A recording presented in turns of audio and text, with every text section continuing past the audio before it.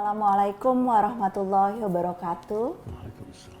Di hari keempat di bulan suci Ramadan, dan saya masih bersama Abi di Hidup Bersama Al-Quran, edisi spesial dari Tafsir Al-Misbah. Hari ini kita akan melanjutkan Quran Surah At-Tur. Kita akan mulai dari ayat 29, Abi, hari ini. Dan banyak pengalaman pribadi soal tidak dipercaya, mendapat berita buruk tentang diri, yang ternyata di ayat-ayat ini digambarkan Nabi Muhammad SAW pun menghadapinya, ya, Abi? Ya, betul. Baik, mari kita mulai. A'udzubillahi minasyaitonirrajim. Bismillahirrahmanirrahim. Ayat-ayat yang lalu itu berbicara tentang balasan yang menanti orang-orang yang tidak percaya, kemudian berbicara tentang orang-orang bertakwa dan ganjaran ilahi yang menanti mereka, ya kan? Lebih ingat yang bagian itunya, Bi, insya Allah. Oke, bagus, insya Allah. Nah, kalau yang kelompok ini gimana, Bi? Nah, maka ayat kita ini memerintahkan Nabi Muhammad, fadzakir fama anta bini'mati rabbika bikahinin wala majnun. Jika demikian itu halnya, sikap mereka semuanya, tugasmu berilah ingat, berilah peringatan. Karena tugas Nabi Muhammad, tugas setiap da'i itu sebenarnya hanya memberi peringatan, bukan dia termasuk Nabi Muhammad yang menjadikan orang sukses dan beriman. Okay. Itu harus datang dari dalam diri seseorang. Fadzakir fama anta bini'mati rabbika bikahinin wala majnun. Engkau, wahai Nabi Muhammad, disebabkan karena curahan nikmat Tuhan kepadamu, bukanlah seorang kahin, tidak juga majnun. Kahin itu adalah tukang tenung, dukun. Engkau bukan dukun. Nah, mari kita lihat. Kita lihat dulu, bini'mati rabbik, disebabkan nikmat Tuhanmu. Bisa jadi yang dimaksud di sini aneka nikmat yang dianugerahkan kepadamu. Bisa juga terbatas, engkau bukanlah seorang tukang tenung atau majnun, dengan adanya nikmat Tuhan, yakni Al-Quran yang diturunkan kepada kamu. Karena mereka menuduh, oh ini syair, ini tukang tenung. Nah, beliau bukan tukang tenung, bukan ini. Bukan karena orang gila. Kenapa dikatakan bukan? Karena berbeda antara dukun dengan nabi. Apa bedanya? Biasanya dukun itu mengucapkan kalimat-kalimat yang tidak jelas, yang tidak diketahui maknanya. Kalau ini Al-Quran sangat jelas maknanya. Nah, yang kedua, biasanya dukun, tukang tenung itu menyembunyikan sesuatu, merahasiakan sesuatu. Kalau Nabi Muhammad tidak ada yang dia rahasiakan, walaupun kekurangan diri beliau. Saya tidak tahu gaib. Kalau tukang tenung itu biasa mengaku-ngaku gaib. Engkau bukan. Tidak juga seorang yang gila. Oke. Bahkan mereka itu berkata, yaquluna syairun. Apakah mereka berkata, oh Nabi Muhammad ini sebenarnya penyair. Kenapa mereka katakan penyair? Karena ayat-ayat Al-Quran ini sangat menyentuh mereka yang faham bahasa Arab. Sampai-sampai kaum musyrik itu pernah bersepakat, kita tidak boleh mendengar ayat Quran. Tetapi secara sembunyi-sembunyi mereka pergi mendengarnya. Karena mereka menikmati. Karena mereka menikmati dari segi bahasa, dari segi ini. Bahkan itu Sayyidina Abu Bakar pada masa-masa awal mereka katakan, kami biarkan engkau, tidak ganggu engkau dengan syarat, jangan baca Al-Quran keras-keras. Jadi mereka anggap ini terlalu indah, maka dikatakan ini syair. Nah, kemudian karena mereka tidak tahu lagi bagaimana menghadapi Nabi Muhammad, maka ada yang usul begini, udah deh tinggalkan aja, nanti perjalanan masa akan menjadikan dia mati sehingga kita terbebas dari dia. Nah, maka di sini terus dilanjutkan, am yaquluna syairun natarabbasu bihi raibal manun. Raibal manun itu Kalau dari segi bahasa berarti peristiwa-peristiwa alam yang peristiwa-peristiwa kejadian-kejadian yang menjadikan orang meninggal. Oh, itu dia mati karena tabrakan, itu peristiwa ini. Nah, tapi mau katakan suatu hal. Al-Quran mempunyai banyak kosakata untuk menunjuk kematian, ajal, ya, maut, wafat, apalagi yakin. Yakin itu karena pasti. Kemudian ada istilah ini raibal manun. Raibal manun ini hanya digunakan oleh orang yang tidak percaya. Oke. Jadi harapan mereka akan kematian Nabi Muhammad itu sebetulnya muncul karena mereka nggak percaya, dan ini pun digambarkan dengan pilihan kosakata di dalam Al-Quran. Betul, mereka tidak percaya tapi tidak bisa menghadapinya sehingga berkata, udah deh biarin aja, kita tunggu aja sampai dia mati sehingga kita selesai ini. Yang Abi ingin tekankan, jangan pernah berkata orang mati itu karena peristiwa. Atau banyak sebab kematian, tetapi kematian sama saja, itu ditentukan oleh Tuhan, ajalnya dan sebagainya. Raibal manun, ya kan? Termasuk kematian yang sudah terjadi pada Nabi Muhammad. Maka sampaikanlah kepada mereka, wahai Nabi Muhammad, silakan tunggu kematian saya. Saya pun akan menunggu. Saya pun akan termasuk orang-orang yang menunggu. Kita semua menanti datangnya kematian. Kita tidak tahu apa saya lebih dulu atau kamu lebih dulu. Kita tunggu aja, ya kan? Oke. Jadi Nabi menjawabnya dengan tunggulah, karena sesungguhnya aku pun bersama kamu termasuk orang yang menunggu. Satu hal yang bagus ya tentang kematian, kalau kita bicara kematian, ada orang yang tidak menunggunya sama sekali. Nabi Muhammad tunggu. Dengan menunggu kita mempersiapkan diri menghadapinya.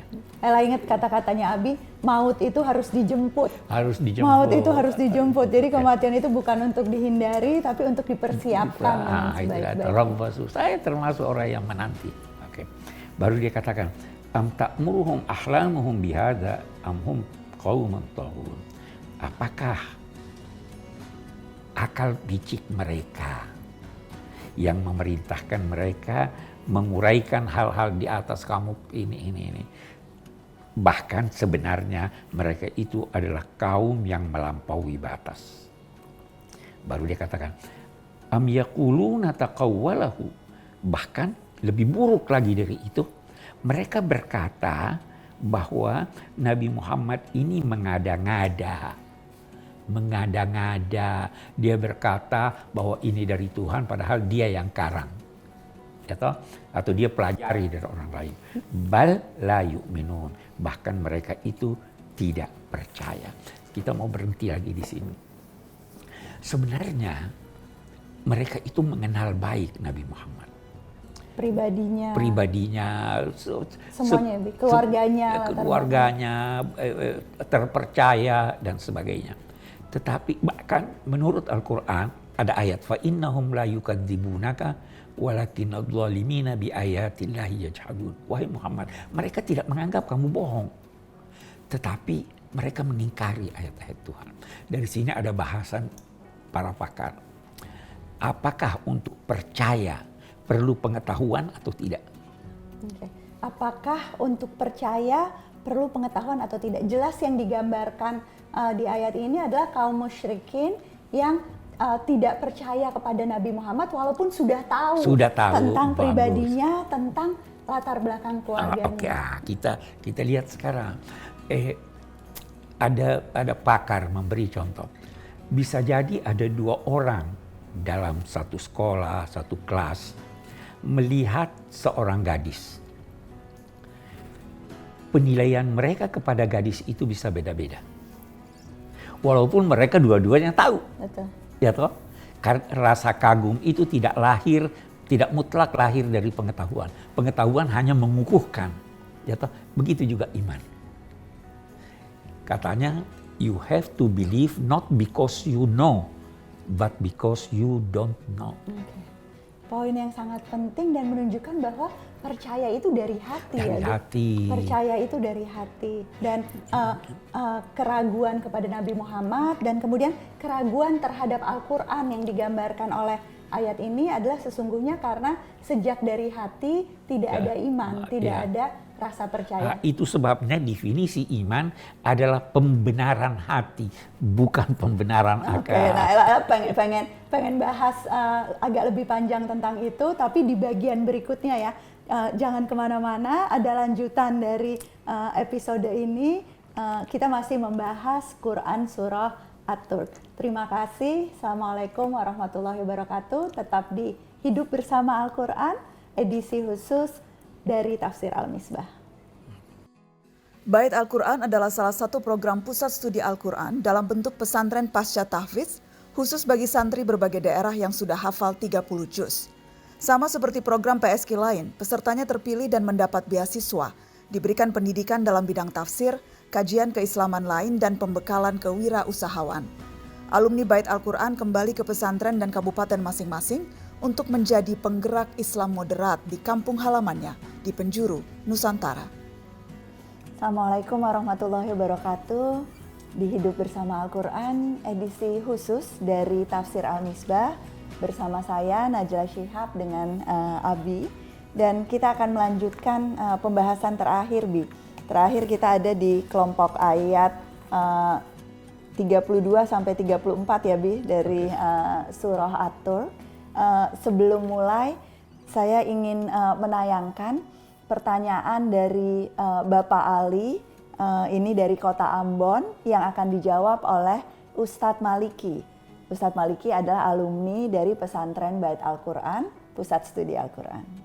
Assalamualaikum warahmatullahi wabarakatuh. Di sini saya akan menjawab sebuah pertanyaan, yaitu mengapa tantangan yang dipilih oleh Allah Subhanahu wa taala dalam Al-Qur'an adalah tantangan untuk membuat Al-Qur'an tandingan.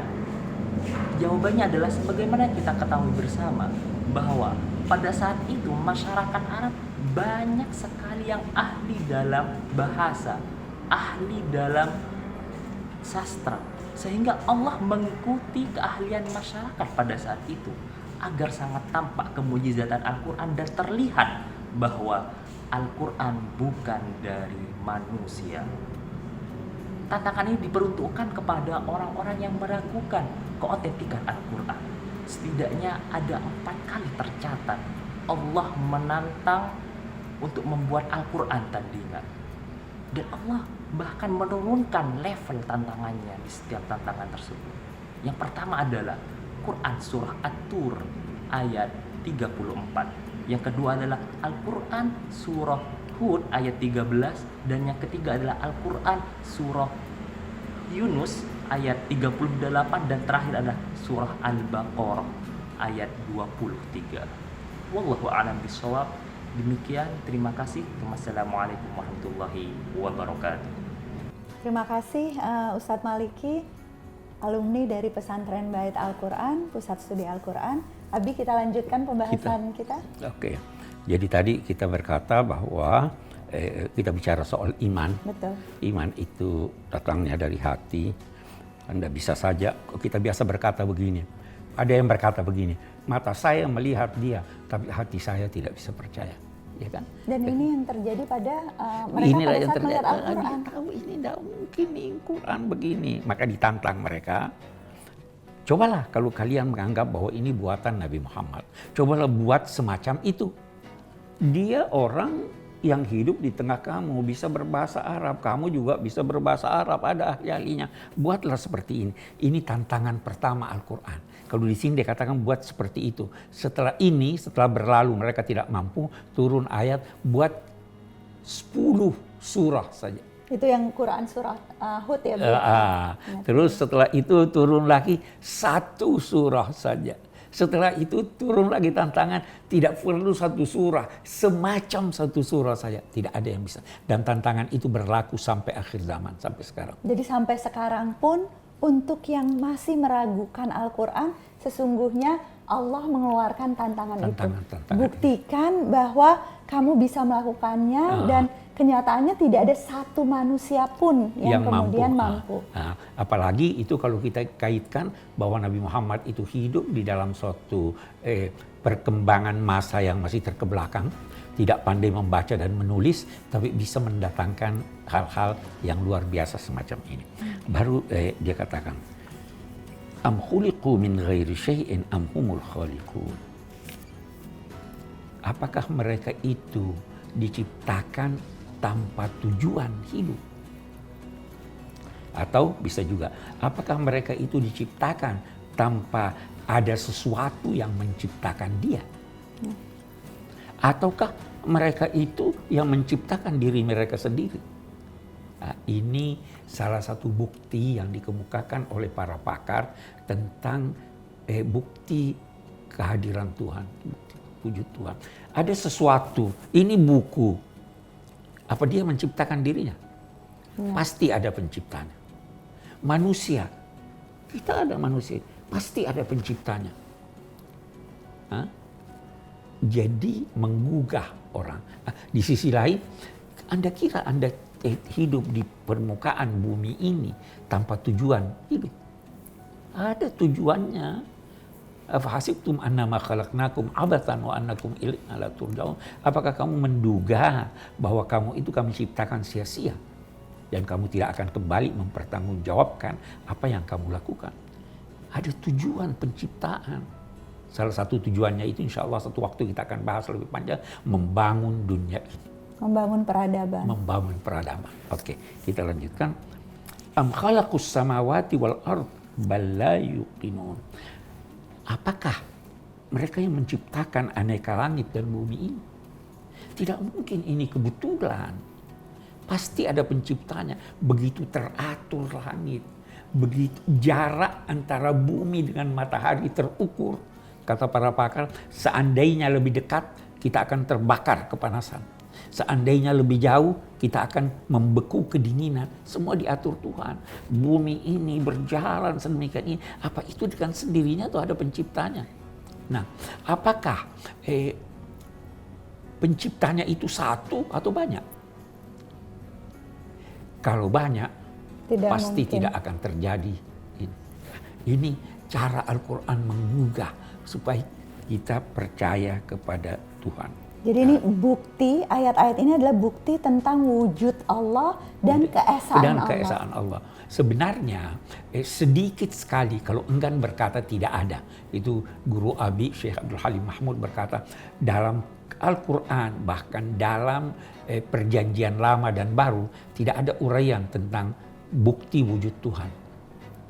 Karena bukti wujud Tuhan itu fitrah, semua orang sadar. Yang ada uraiannya bukti keesaan Tuhan. Oke, baik.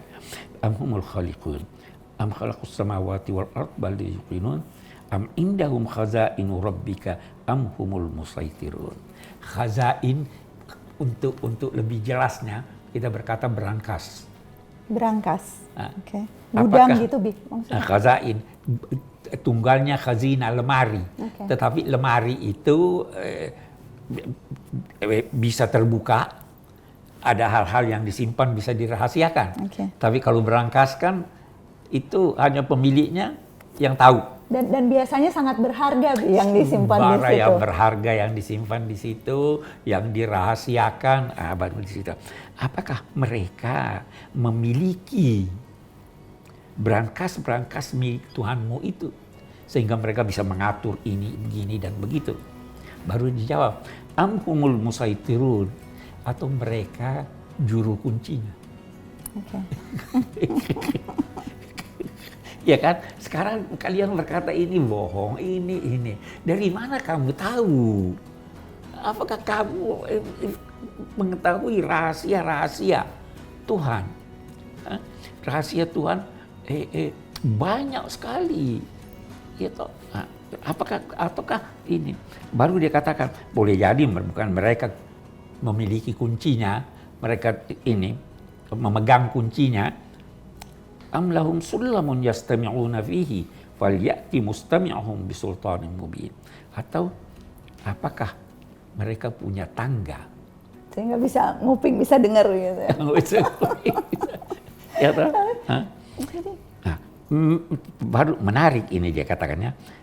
Am lahum sulamun yastami'una fihi, mendengar dengan tekun apa yang dibicarakan menyangkut rahasia-rahasia itu. Maka kalau memang begitu, falyati mustami'uhum, hendaklah siapa walau seorang yang pernah mendengar coba datang menyampaikan, tapi beri kami bukti yang benar bahwa memang mereka mendengar. Jadi pada saat berhadapan dengan orang yang tidak percaya, kaum musyrik yang nggak punya keyakinan, ini yang diberikan oleh Allah Subhanahu Wa Taala sebetulnya tantangan-tantangan dan bukti-bukti. Bukti-bukti dan menarik bahwa bukti-bukti itu yang bisa difahami oleh orang awam sekaligus bisa dianalisa oleh filosof-filosof. Ini am khuliqu min ghairi syai'in am humul khaliqun, ini adalah argumentasi yang dikemukakan oleh para teolog, oleh para filosof sejak masa lampau sampai sekarang. Ini jadi bukti. Nah, itu salah satu keistimewaan Al-Qur'an itu adalah dia bisa difahami oleh orang yang sederhana, bisa juga difahami dengan dalam oleh para filosof. Itu sebabnya kita bisa mengajar Qul huwallahu ahad kepada anak SD.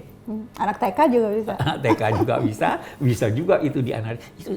Karena ini memang kitab suci ini ditujukan kepada semua manusia. Maka masing-masing bisa menimba dari apa yang terdapat di sini. Dan itu sekali lagi adalah bukti yang diberikan kepada kita, bersyukur bahwa kita bisa berangkat dari keimanan, dari hati yang kemudian percaya, karena ternyata ada juga kaum musyrikin yang terlepas dari semua bukti itu tetap saja tidak percaya. Tetap saja tidak percaya. Itulah yang dimaksud dengan hatinya tertutup. Hatinya tertutup. Insya Allah di hari keempat Ramadan ini, teman-teman yang sedang menyaksikan, mari kita sama-sama berdoa menutup episode ini dengan berharap kekuatan hati untuk terus percaya dan selalu terbuka terhadap hidayah-hidayah dari Allah Subhanahu Wa Taala. Terima kasih sekali lagi sudah menyaksikan Hidup Bersama Al-Quran edisi khusus dari Tafsir Al-Misbah.